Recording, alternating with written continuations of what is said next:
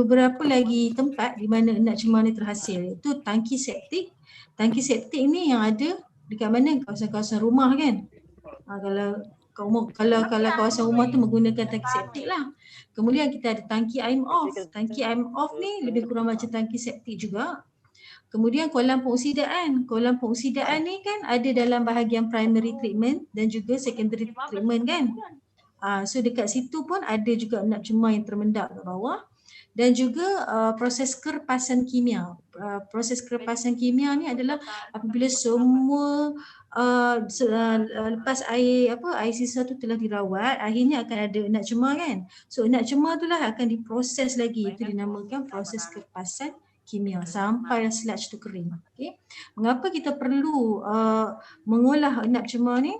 Supaya dia dapat menstabilkan bahan organik dalam endap cemar dan mengurangkan isi padu endap cemar. Okay. Dan memusnahkan organisma patogen dalam endap cemar dan mendapatkan sesuatu yang berharga dari endap cemar. Mungkin kita boleh dapat benefit daripada endap cemar. Contohnya boleh dapat apa? Baja dan juga gas kan. Gas ni gas metan lah. Gas metan ataupun boleh mendapatkan tenaga juga. So tenaga ni dapat generate elektrik kan. Alright, so ada 3. Kalau air kumbahan tu ada air kumbahan ada 2 kaedah, iaitu kaedah aerobik dengan anaerobik kan. Okey, tapi untuk endap cemar ada 3 kaedah. Kaedah aerobik, kaedah anaerobik dan kaedah olahan endap cemar. Yang ni yang nombor 3 ni yang mana betul-betul pure sludge lah. Pure endap cemar. Okay. Yang nombor 1 ni kaedah aerobik dengan anaerobik ni endap cemar dia masih lagi berselaput dengan air. Okay. So untuk kaedah aerobik ni sama macam rawatan air kumbahan juga, di mana dia menggunakan 2 cara, iaitu dengan kaedah culture terampai dan kaedah filem terlekat. Culture terampai seperti activated sludge process, activated ataupun endap cemar teraktif, iaitu tangki yang ada ada alat yang boleh memberi kan saya cakap masa dekat rawatan air kumbahan tu, masa dekat primary treatment, air masuk dalam kolam kan, kemudian ada tangki primer kan, kemudian kolam yang kedua, kemudian ada secondary tangki kan. So kolam yang pertama ni, inilah dia activated sludge ni. Yang ni lah. Okay. Yang tu pertama. Dengan satu lagi contoh adalah kolam pengoksidaan, yang mana ni ada dekat bahagian secondary treatment, kolam pengoksidaan. Okay. Kemudian ada lagun terudara, contohnya lagun terudara. Okay. Yang ni pun kita dah explain dalam air kumbahan sebelum ni kan. Okey, yang kedua adalah kaedah filem terlekat, iaitu RBC dan TF. Okey, TF trickling filter atau dalam bahasa Melayu adalah apa? Penapis, apa namanya? Ucur turas apa? Yes, tutur curas. Nama Melayu macam pelik sikit tutur curas. Okey. Untuk yang kedua, kaedah anaerobik, dia ada kolam anaerobik, tangki septik dan tangki air off. Kalau macam dekat air kumbahan tu apa? Dia ada kolam apa? Kolam anaerobik je lah kan? Kolam pengoksidaan kan? Yeah. Okay. So ni ada 4 lah untuk kolam anaerobik, tangki septik. Okey, kejap. Kolam anaerobik ni dia macam kolam pengoksidaan juga, tapi bezanya adalah kolam ni kedalaman dia lebih dalam berbanding kolam pengoksidaan dekat kaedah aerobik. Kenapa kolam anaerobik yang ni kolamnya perlu lebih dalam? Kerana dia menggunakan kaedah anaerobik. Anaerobik ni kan tanpa oksigen. So bila kedalaman kolam tu makin dalam, so oksigen makin ke dalam tu makin kurang. Jadi bolehlah dia merawat secara anaerobik. Okey. Tangki septik, tangki air off dan pencernaan anaerobik. Dan akhir sekali adalah olahan atau rawatan endap cemar secara kimia. Okay. Okey, yang ni pun kita repeat balik lah kaedah culture terampai, proses enak cuma reaktif, dia menggunakan culture bakteria yang terampai dalam air sisa yang bergaul dalam tangki pengudaraan. Ni tangki primer tadi tu, yang saya kata tu tadi kan. Okay. Biasa digunakan untuk kumbahan domestik dan perbandaran. Biogesim aktif dihasilkan atau biomass maksudnya enak cemar lah, dihasilkan akan uraikan bahan organik dengan kehadiran oksigen. Okay, ini menggunakan oksigen. Okay, ini adalah contoh proses activated sludge. Okey, contoh yang kedua adalah kolam pengosidaan. Itu satu kolam yang cetek. Minta maaf Apa Puan? Okey. Satu kolam pengosidaan yang satu kolam dia tapi dia cetek, okey, yang luas bagi mengolah air sisa. Air sisa yang masuk kolam ni akan distabilkan oleh tindak balas mikroorganisma, bakteria aerobik lah. Masa tahanan retain time untuk kolam ini dia boleh retain air kumbahan dalam kolam tu tak boleh lebih boleh lebih dari 5 hari. Okey, iaitu masa yang panjang akan sebabkan kebanyakan bahan pepejar dalam air sisa akan terendap di dasar kolam dan diuraikan oleh proses anaerobik. Lebih 5 hari sebab dia nak memberi masa kepada enak cemar tu settle down dekat bawah. Kebaikan kolam pengosidaan adalah murah, tidak perlukan peralatan mekanikal dan penyelenggaraannya minimum. Kelemahan dia masalah bau lah. Dah lah lebih dari 5 hari kan, so confirm akan menyebabkan masalah bau. Lebih-lebih lagi jika tidak ada ataupun hari mendung lah, tak ada matahari. Dan kelemahannya juga dia menggunakan kawasan yang luas. Dan kecekapan penyingkiran yang tidak berapa baik kerana terdapat alga dalam effluent. Okay. Dia ada pro and cons. Kemudian okay, ni dia punya gambar rajah lah untuk kolam pengosidaan. Ada sludge kat bawah ni. Okay. Yang ketiga, contoh lagun terudara di bawah kaedah apa? Bakteria culture terampai kan. Okey, so prinsip yang sama dengan kolam pengosidaan dan juga enak cemar teraktif, mempunyai kolam seperti kolam pengosidaan tapi kolam ini diudarakan menggunakan pengudaraan permukaan. Dia ada alat mekanikal untuk memberikan udara dalam air tu. Okay, hampir sama dengan tangki pengudaraan proses enak cemar teraktif, tapi enak cemar tidak dikembalikan dalam proses ni. Itu beza dia. Kalau dekat peringkat air kumbahan, enak cemar yang termendak bawah tangki primer tu, dia akan dialirkan masuk balik tau dalam apa proses rawatan primer tu. Dia akan masuk balik. Tapi untuk enak cemar ni dia tak akan masuk balik. So enak cemar tu tidak akan dialirkan balik ke dalam rawatan primer tu, dia terus akan dialirkan ke step yang seterusnya. Okey, itu beza dia. Pepejar dari influent akan berada dalam keadaan terampai dan akan dienakkan dalam tangki enak sekunder. Ni masuk ke tangki enak sekunder. Okey, jenis lagun terudara ada yang tercampur sempurna atau tercampur sebahagian. Okey, kaedah yang kedua di bawah kaedah aerobik iaitu kaedah filem terlekat seperti RBC dan trickling filters, TF dan lain-lain contohlah. Okey, kalau RBC ni samalah macam dekat air kumbahan jugalah. So kamu ada search tak dekat YouTube ke tengok cara RBC? Ada tak? Tak ada. Sempat ke Puan, busy. Sempat. Okey. Tak apa, kejap lagi ada masa nanti kita search dekat YouTube apa macam mana rupa proses RBC dengan trickling filter ni. Okey. Okey, yang kedua kaedah anaerobik, ada 4 jenis kolam anaerobik, tangki septik, tangki IM-OFF dan pencernaan anaerobik. Okey. Kolam anaerobik macam tadi saya kata lebih kurang sama dengan kolam pengosidaan tapi kedalamannya lebih daripada kolam pengosidaan dan selalunya lebih daripada 2.5 meter. Okey. Dan effluent dari kolam aerobik ini boleh dialirkan ke proses ulang selanjutnya, contoh seperti ke dalam kolam fakultatif.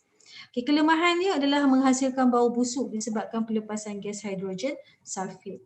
Sebab anaerobik kan, tak ada oksigen, tak ada udara, memang bau lah.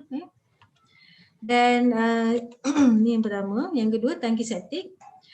Tangki satu lapis yang kedap udara. Tangki septik kamu pernah tengok kan?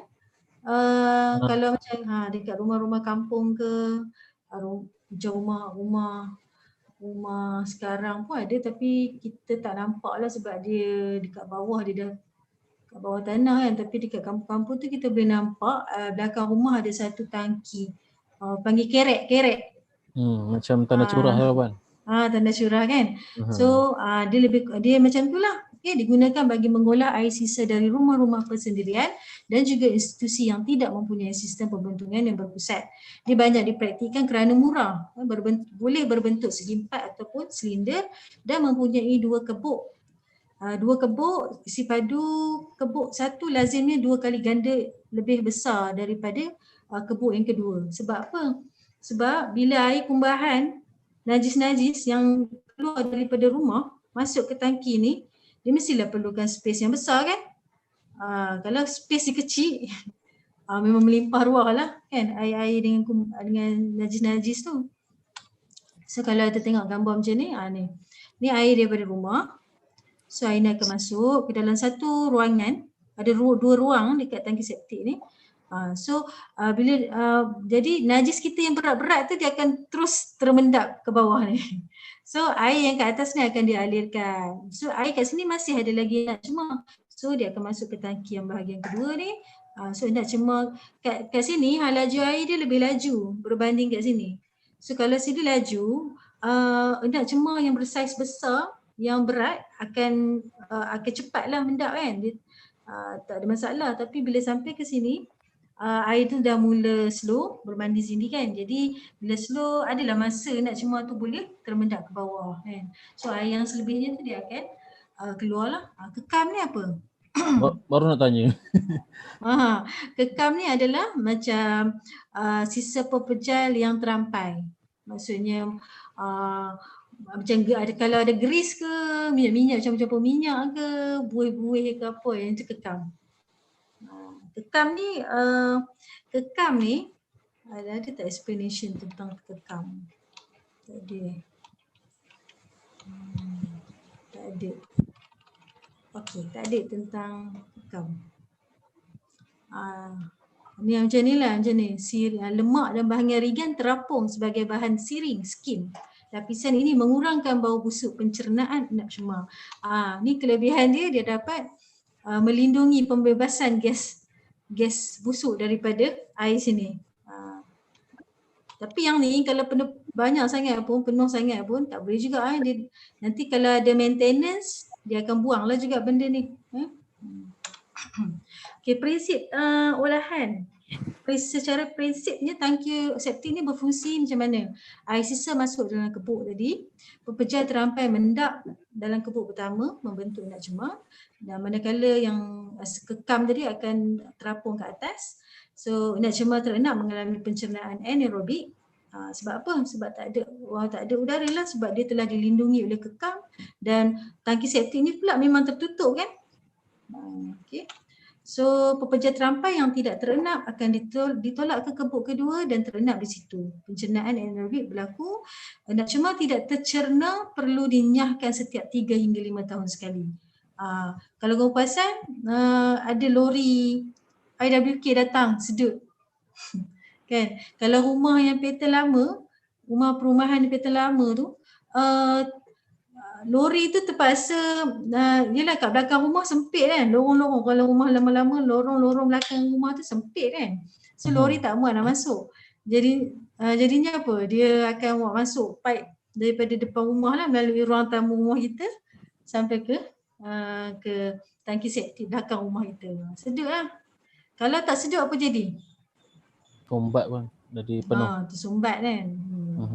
Nanti berbau pun. Nanti berbau. Okey, betul. So ini dimensi tangki septik. Okey. Tangki septik individu yang dibina mengikut piawaian 1228. 1228. Inilah macam ni. Okey, penyingkiran BOD untuk tangki septik ni adalah sebanyak 40 hingga 50%. Biological oxygen demand boleh remove sebanyak hampir separuh. Maksud baguslah kan. Dan suspended solid lebih kurang 80%. Sebab dekat ruangan pertama tu kita dah tengok dah banyak nak cema tu tersettle down kat bawah kan, 80%. Effluent dari tangki septik ni harus dialirkan ke proses olahan lanjutan seterusnya lah. Okey.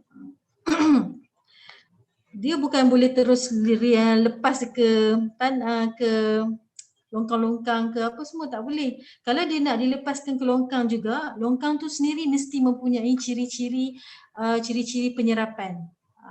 Sebelum betul-betul air tu release ke persekitaran. Okay. Ni contohnya lah. Lagi ni apa, sambungan ke tangki septik. Kamu belajar kan yang ni sistem perpaipan tandas? Belajar Bang. Okey, ni tangki septik lah. Dan air effluent daripada tangki septik akan dialihkan ke satu sistem perparitan yang mempunyai ciri-ciri penyerapan dan akhirnya dirilis ke persekitaran. Okey, ini superset ni, superset system merupakan tangki FRP prefabricated yang digunakan pada masa kini untuk menggantikan tangki septik konvensional. Ni adalah diorang buat inovasi kan. Ni nice to know je lah, tak payah detail sangat. Yang Okay, tadi yang tu yang plastik tu kan Puan? Yang Ke ni lain? ya. Plastik, diperbuat daripada plastik. Jadi kamu boleh Google lah, nanti cari macam mana. Nanti kalau ada masa kita Google dekat YouTube ya. Alright, tangki I'm off. Okay, tangki yang hampir sama dengan tangki septik, dia menggunakan prinsip enapan dan pencernaan. Dia terus enapan dan pencernaan. Okay. Zon enapan berlaku di bahagian atas, manakala zon pencernaan berlaku di bahagian bawah. Kalau tangki septik, zon enapan berlaku di bahagian bawah, kan? Tapi tangki I'm off, enapan tu berada di bahagian atas. Logik olahan kumbahan yang paling ringkas dan memerlukan kemahiran pengendali yang paling sedikit. Tiada perkakasan mekanikal untuk diselenggarakan dan operasi meliputi penyingkiran skam, penukaran arah aliran untuk menyebarkan nak cuma yang sama rata dan juga penyingkiran nak cuma. Ini adalah daripada pandangan atas. Dia macam tu. Rod V. Okay, macam ni daripada pandangan tepi. So air tu akan masuk ke sini. So nak cemar tu air tu masuk mana? Masuk ke sini. Sekejap. Pepejat termendak akan membentuk nak cemar di ruang bawah dan akan melalui pencernaan anaerobik. Gas daripada tangki di bawah akan dilepaskan ke udara. Skam pula dikumpulkan di bahagian atas. Ini apa? Nak cemar kan? Sorry. Okay, macam ni. Sekejap. Okay, MO dimodifikasi untuk menyeimbangkan berbagai masalah yang timbul pada sentral tank. Okay, sekejap. Mari kita search sekejap.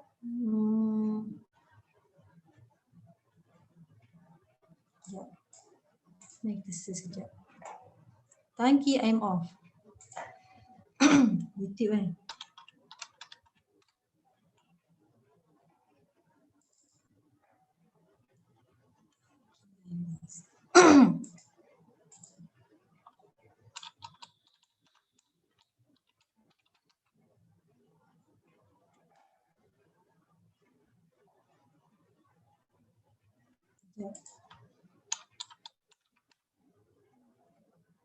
Atau I'm off tank. Kita tengok.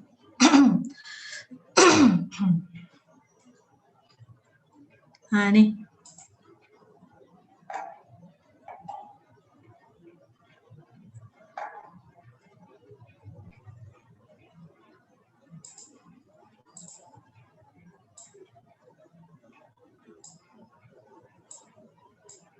Tadi yang ni. Kejap. Ni tangki septik. IMOF tank ni dia tak semua yang guna lah. Selalu di industri kilang-kilang besar yang selalu guna lah. Sebab dia nak manage nak cemar yang dalam kuantiti yang banyak. Sekejap ni.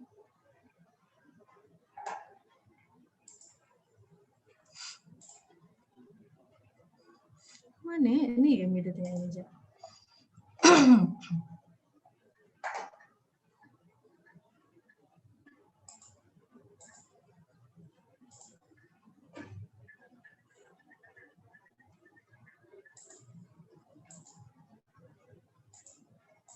Ada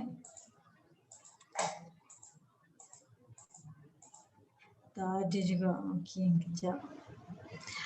Tak apalah macam ni lah. Dia kalau kita tengok daripada pandangan ni memang secara prinsipnya enak cemar tu tertapis kat bahagian atas. Okey, enak cemar tu tertapis kat bahagian atas. So air yang kat bahagian bawah tu ada air hasil tapisan tadi lah. Tapi perlu diingatkan, air tapisan tadi tu dia mesti mengandungi enak cemar lagi. Kan? Faham tak ni? Ya, faham. Jadi air maksudnya air dekat bahagian bawah tadi tu yang masih mengandungi enak cemar, dia akan disedut. Dia akan disedut lah ni. Sedut keluar kat sini. Okey, maksudnya kat sini enak cemar dekat sini tersangkut kat sini satu. Okey, so kat bawah ni dia akan menceceh-ceceh lah keluar kan, mestilah ada kan. Enak cemar yang masih berair-air kan, mestilah keluar meleleh ke sini kan, betul? Ya, betul. Okey, so dekat sini akan ada enak cemar, dekat sini dia akan termendak lagi enak cemar. Yang second time punya pula. Okay, so enak cemar yang termendak di sini dia akan disedut keluar ke sini. Mana dia ada pakai macam mechanical ke apa untuk sedut kan? Dia sebenarnya tak guna mechanical sangat pun. Kalau kita tengok video tadi pun dia macam ni je. Nampak tu? Maksudnya yang tepat bahagian dia sedut tu macam mana dia sedut? Dia sedut. Dia sedut dari tepi ke puan? Okey. Maksudnya memang dia akan guna pump lah. Kan ada pump ada pump lah. Okey. Lepas topik ni kita akan belajar pump, jenis-jenis pump. Puan, dia sedut dari lubang tepi ke? Adalah ke belah atas? Adalah satu corong kat sini yang dia akan sedut. Kita tak payah detail sangat lah, boleh tak? Saya nak explain. Okay. So dia macam terlalu terlalu engineering sangat lah. Tapi secara prinsipnya macam tu. Tangki IMOF ni kamu kena ingat enak cemar akan tertapis di bahagian atas, manakala air hasil tapisan tu akan berada di bahagian bawah. Okey, air lapisan bahagian bawah ni masih mengandungi enak cemar, dan enak cemar yang dalam air tu akan termendak dan dia akan disedut keluar. Dia akan disedut keluar daripada sini. Campurlah dengan enak cemar yang tertapis kat bahagian atas ni. Enak cemar yang dekat bahagian atas ni kemudian akan ditransfer ke bahagian lain pula untuk diolah. Okey. Itu beza dia lah antara tangki septik dengan tangki IMOF. Beza dia. Okey. Okey. Sekejap. Berpeluh saya nak explain. Jangan tanya soalan pelik-pelik Tan tu puan, Tan gitu puan.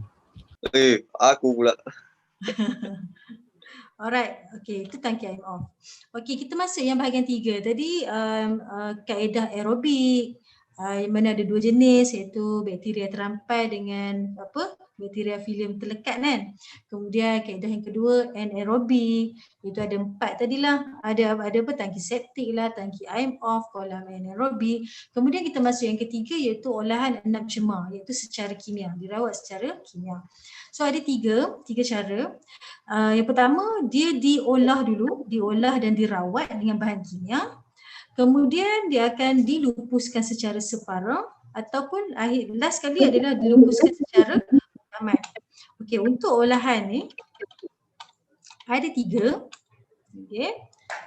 Ni ada 3 lah tadi. Olahan atau olahan ataupun dirawat, dirawat dan masih terdapat baki sisa yang perlu dilupuskan. Yang kedua, dilupuskan secara separa, diproses dan masih terdapat baki sisa dalam bentuk abu dan rebutan, dan akhirnya pelupusan bertamat. Tidak ada lagi sisa baki yang tertinggal.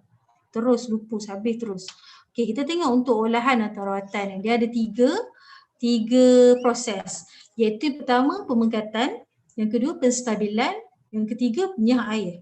Mula-mula kita pekatkan dulu tu, nak pekatkan dia tu ada 3 cara, iaitu melalui perapian, melalui graviti, melalui ilutriasi.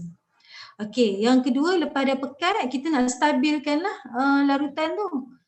So dengan cara pencernaan aerobik, pencerna aerobik dan lagun. Pencerna aerobik, anaerobik ni macam kolam peoksidaan jugalah. Selepas distabilkan, barulah kita nak nyahkan air keluar daripada sludge tu. So melalui 3 cara, pengeringan udara, penekan turas vacuum dan penggempar. Lepas dah buang air apa semua, betul-betul tinggal pure sludge lah. So pure sludge ni dilupuskan secara sama ada kita bakar. Ini semua penunu dengan pyrolysis ni sebenarnya pembakaran. Tapi pyrolysis ni beza dengan penunu ni, pyrolysis tidak ada oksigen. Pembakaran secara tertutup dan ataupun dilupus secara dengan pengomposan. Yang ni yang saya kata tadi tu, yang mungkin boleh dapat baja dan sebagainya kan. Last kali bila dah tak boleh buat apa lagi dengan sludge tu, barulah kita buat pelupusan muktamad, iaitu dengan cara kita kambus dalam tanah ataupun dilupuskan di laut. Kita tengok dulu untuk olahan atau rawatan ni, itu pemegatan. Stage 1, chemical conditioning. Dia letaklah perapi untuk melembutkan sludge tu sebab dia nak likatkan kan. Lepas tu masuk stage yang kedua, gravity drainage. Dia biarkan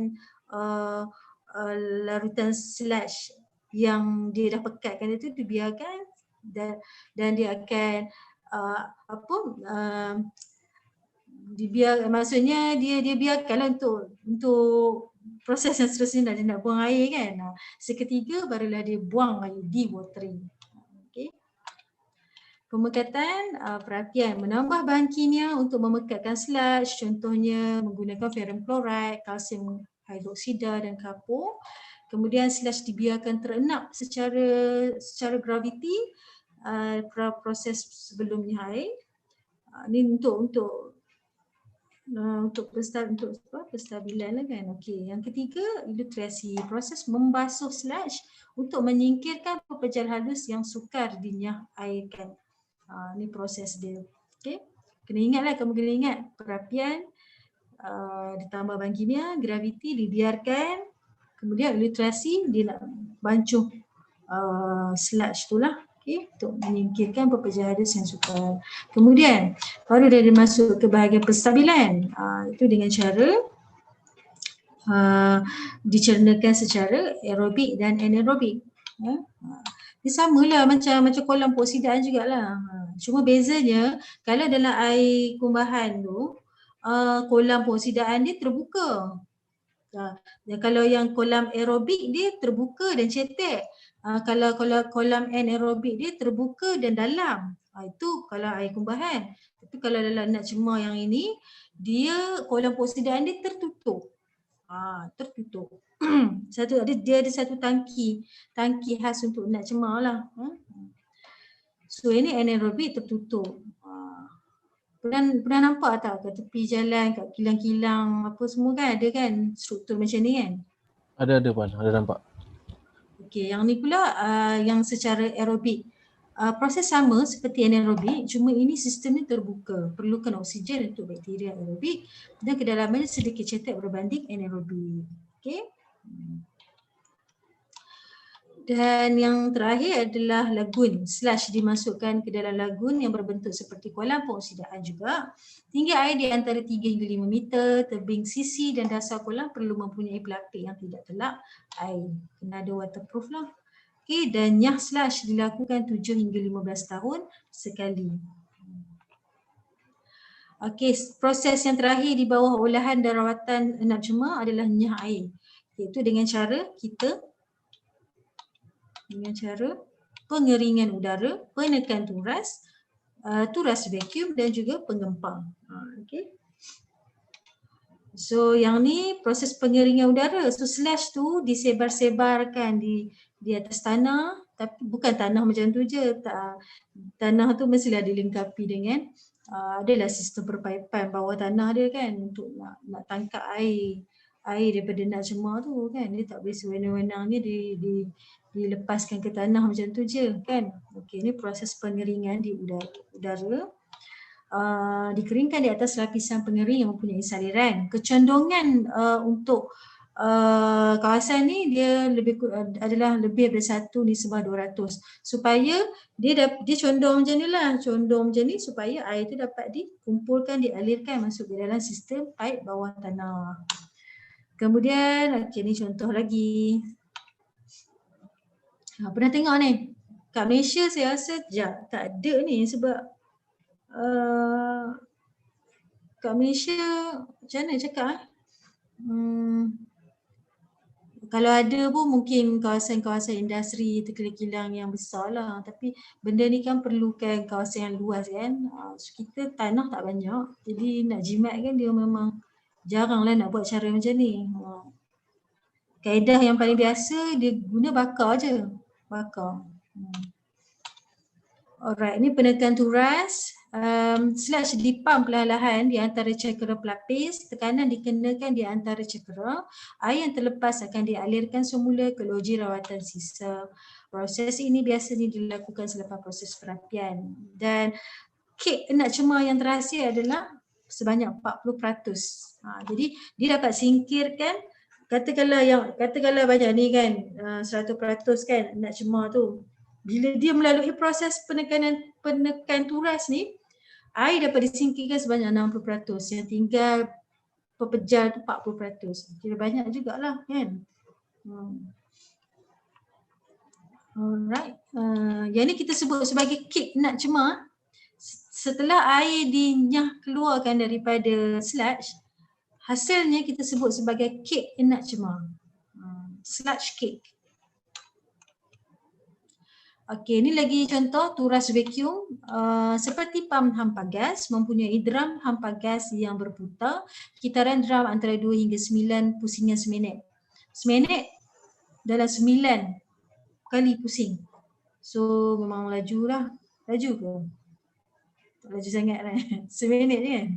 Okey, kek sludge terbentuk di perimeter di sinilah, di kawasan sinilah. Pengaut akan menolak kek ke tangki kek sludge.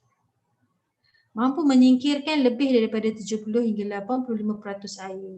Dia lebih sikit. Kira lagi okey lah berbanding yang sebelum tu, penekan turas tadi 60% je. Okey, pengempar. Sludge perlu melalui proses perapian sebelum diempar. 20 hingga 40% drum tenggelam dalam sludge. Sludge dimasukkan dalam mangkuk berpusing pantas, lebih 300 pusingan sesaat. Ni memelaju. Okey, berfungsi seperti mesin basuh semasa berpusing menyingkirkan air. Pernah tengok mesin basuh spin kan? Akan memisahkan pepejal daripada cecair dan mampu menghasilkan lebih daripada 20% pepejal. Okey, setelah kita dah melalui proses dewatering, barulah kita masuk ke bahagian pelupusan separa, iaitu sama ada dibakar, dibakar dalam incinerator ataupun dibakar dalam incinerator juga tapi dengan udara yang sedikit. Ini pyrolysis. Proses ini juga meninggalkan debu. Sama pyrolysis dengan penunu sama. Bezanya penunu guna oksigen, pyrolysis tidak menggunakan oksigen. Okey. Dan akhir sekali adalah pengomposan. Kita kompos. Proses menjadikan sludge sebagai baja. Sludge dibiarkan mereput pada satu jangka masa sehingga ia sesuai digunakan sebagai baja. Dan akhir sekali pelupusan muktamad, iaitu secara dikambus di bawah tanah ataupun pelupusan di laut. Tapi pelupusan di laut ni perlu mendapatkan kelulusan perundangan. Alright, masalah dan isu pelepasan sludge. Pembuangan ke laut diharamkan di UK pada tahun 98. Pembuangan ke atas tanah diproses dan dibuat baja, tapi kandungan logam berat tidak dibenarkan dibuang ke atas tanah. Kita tahu nak cemar ni kan dah banyak benda masuk dalam tu kan, kita tak tahu ada apa, bahan-bahan yang berbahaya dan sebagainya.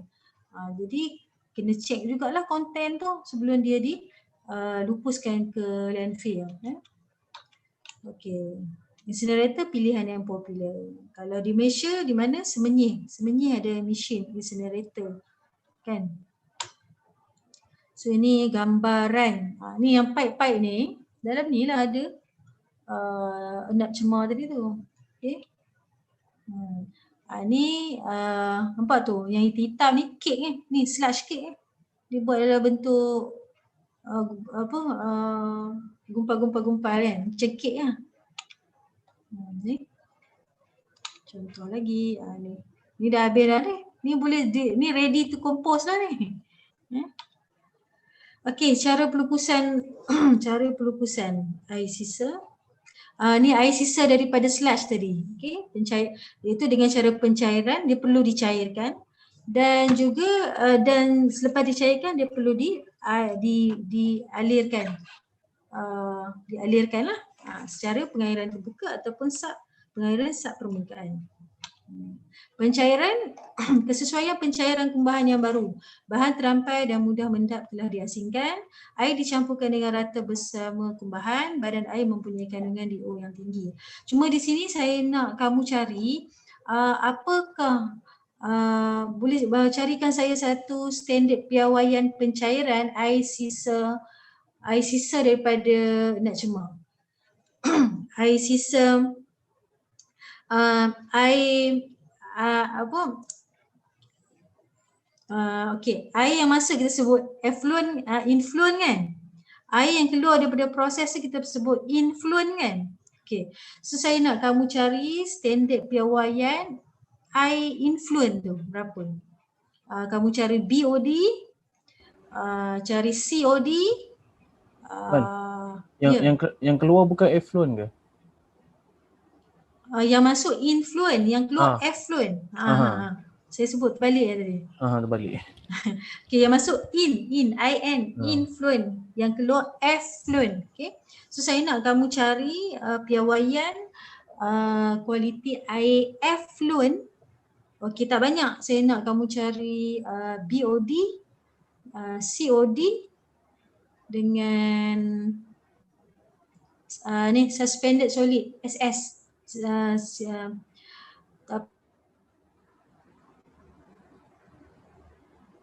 Terus pekerja terampai, sisa lecture saya akan tanya. Boleh? Macam mana? Carikan saya standard piawaian. Tak stable internet kan. Carikan saya satu standard quality air effluent. Okey. Air effluent, tak kisahlah air kumbahan boleh, nak cemar pun boleh. Untuk 3 parameter iaitu BOD, COD dengan suspended solid. Perlu hantar ke Puan? Tak perlu hantar, kamu cari je. Nanti ready lah kalau saya tanya, kamu jawab. BOD, boleh? COD lagi? Dengan suspended solid. Suspended solid. Okay. Okey, setelah dicairkan effluent tu kemudian dialirkanlah ataupun secara pengairan terbuka sama ada dengan cara pembajiran flooding, cara pengairan permukaan surface irrigation, cara tebing dan alur atau ridge and furrow. Inilah contoh ridge and furrow. Kemudian secara pengairan sub permukaan iaitu dengan seperti parit penyerapan atau drain tile.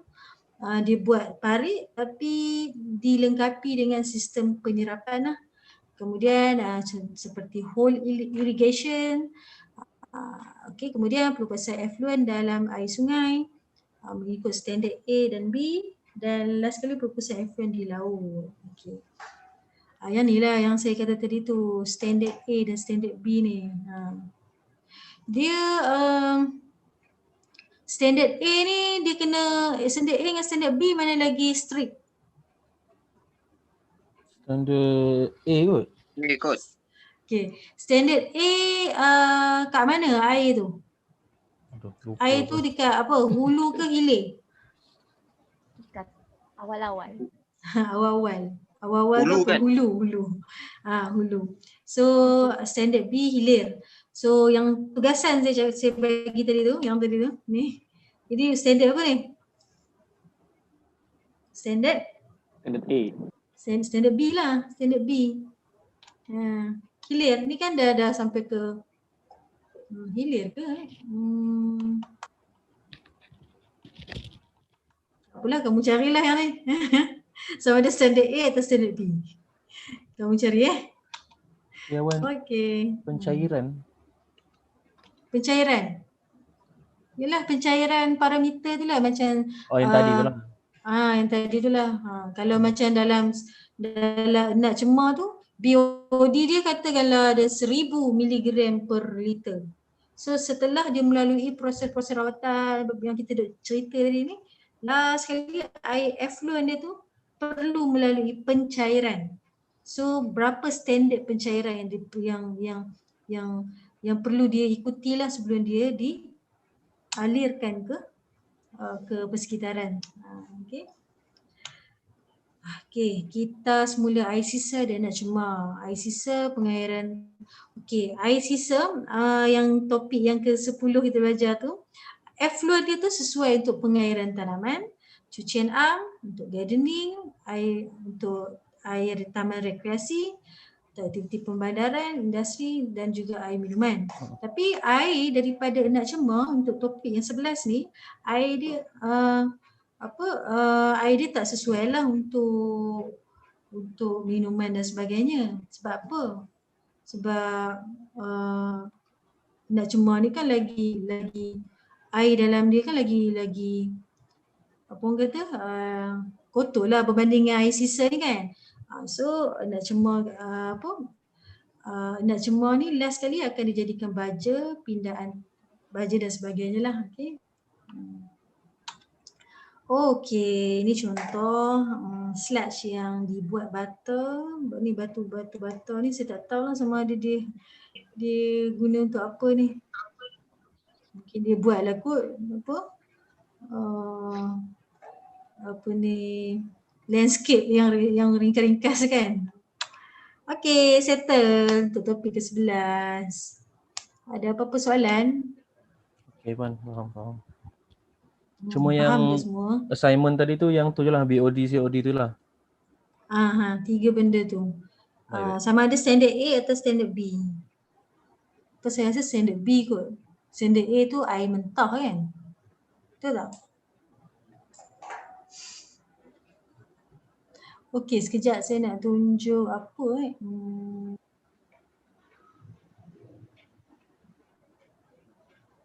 Ini standard air tanah.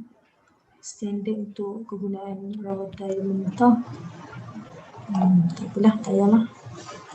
Okey, ada apa-apa lagi soalan nak tanya? Saya harap kamu faham lah.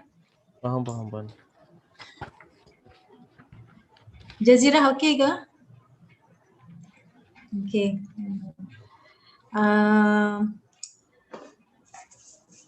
Apa ni? Apa lagi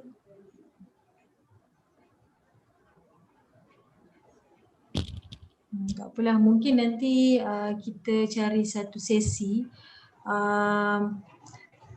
Mungkin kita boleh buat ulang kaji ke kan? Boleh Bang. Saya risau ni korang tak faham ke apa ni. Risau saya.